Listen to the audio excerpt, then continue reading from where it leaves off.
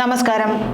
ഇന്ത്യയുടെ ഭാവി നിശ്ചയിക്കുന്ന നിർണായകമായ തിരഞ്ഞെടുപ്പ് ഫലത്തിലേക്ക് ഉറ്റുനോക്കുകയാണ് രാജ്യം. ലോക്സഭാ തിരഞ്ഞെടുപ്പിൽ കേരളത്തിലെ 2.77 കോടി വോട്ടർമാരിൽ 1.97 കോടി പേരും രാജ്യത്ത് 64.2 കോടി പേരും സമ്മതിദാനാവകാശം രേഖപ്പെടുത്തിയതിന്റെ ഫലപ്രഖ്യാപനം അറിയാൻ ഇനി മണിക്കൂറുകൾ മാത്രം ബാക്കിയാണ്.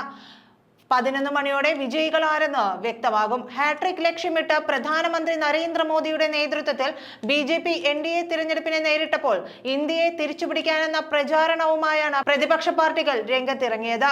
മോദിക്കെതിരെ 25ലേറെ പ്രതിപക്ഷ പാർട്ടികൾ ഒറ്റക്കെട്ടായി അണിനിരന്നപ്പോൾ ഒറ്റക്കളിയിൽ ഒതുങ്ങാത്ത തിരഞ്ഞെടുപ്പ് പ്രചാരണമാണ് രാജ്യം കണ്ടത്. പതിവിന് വിപരീതമായി അജണ്ട നിശ്ചയിക്കുന്നതിൽ BJP ഒരു പരിധിവരെ പരാജയപ്പെട്ടപ്പോൾ പ്രതിപക്ഷത്തിന്റെ പല നരേറ്റീവുകളും വലിയ ചലനമുണ്ടാക്കിയതും ചർച്ചയായി.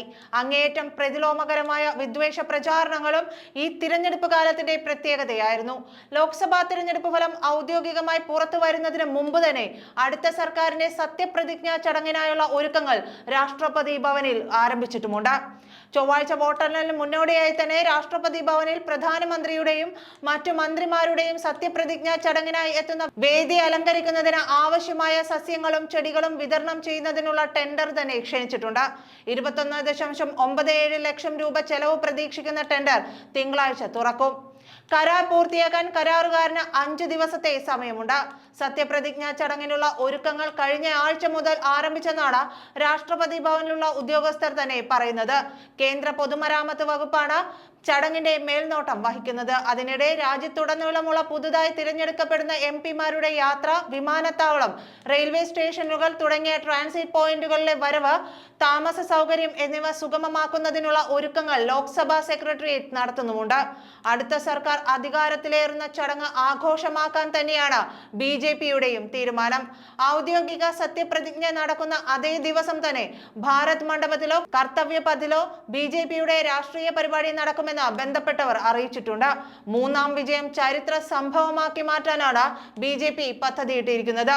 ഒരു മുതിർന്ന സർക്കാർ ഉദ്യോഗസ്ഥൻ പറയുന്നതനുസരിച്ച് സത്യപ്രതിജ്ഞാ ചടങ്ങിന് ശേഷമുള്ള ആഘോഷ സാംസ്കാരിക പരിപാടികൾ എന്താണെന്ന് ഇതുവരെ അന്തിമമാക്കിയിട്ടില്ല. സത്യപ്രതിജ്ഞാ ചടങ്ങ് ജൂൺ 9 നടക്കുമെന്നാണ് വിവരം. അതേസമയം കേരളത്തിൽ ഭൂരിഭാഗം സർവേകളും UDF-നാണ് മുൻതൂക്കം പ്രവചിക്കുന്നത്. കേരളത്തിൽ BJP അക്കൗണ്ട് തുറക്കുമെന്നും LDF-ന് 4 സീറ്റ് വരെ കിട്ടാൻ സാധ്യതയുണ്ടെന്നും എക്സിറ്റ് പോളുകൾ പറഞ്ഞിരുന്നു. സംസ്ഥാനത്തെ 20 കേന്ദ്രങ്ങളിലാണ് വോട്ടെണ്ണൽ. ഓരോ അസംബ്ലി മണ്ഡലത്തിലെയും വോട്ടെണ്ണൽ ഓരോ ഹാൾ സജ്ജീകരിച്ചിട്ടുണ്ട്. ഓരോ ഹാളിലും പരമാവധി 14 മേശകൾ വീതമുണ്ടാകും. ഓരോ മേശയ്ക്കും ഗസ്റ്റഡ് റാങ്കിലെ ഒരു ഉദ്യോഗസ്ഥൻ കൗണ്ടിംഗ് സൂപ്പർവൈസറായി ഉണ്ടാകും. ഒരു കൗണ്ടിംഗ് അസിസ്റ്റന്റ്, ഒരു മൈക്രോ ഒബ്സർവർ എന്നിവരും മേശയ്ക്ക് ചുറ്റുമുണ്ടാകും. ഇവർക്ക് പുറമെ തിരഞ്ഞെടുപ്പ് കമ്മീഷൻ പ്രതിനിധികൾ, നിരീക്ഷകർ, തിരഞ്ഞെടുപ്പ് ഡ്യൂട്ടിയിലുള്ള സർക്കാർ ഉദ്യോഗസ്ഥർ, സ്ഥാനാർത്ഥികൾ, അവരുടെ തിരഞ്ഞെടുപ്പ് ഏജന്റുമാർ എന്നിവർക്ക് മാത്രമാകും ഹാളിലേക്ക് പ്രവേശനമുണ്ടാവുക. തപാൽ വോട്ടുകൾ എണ്ണുന്നതിന് പ്രത്യേകം മേശയുണ്ടാകും. സർവീസ് വോട്ടർമാരുടെ വോട്ടുകളും റിട്ടേണിംഗ് ഓഫീസറുടെ മേശയിലാണ് എണ്ണുക. നന്ദി.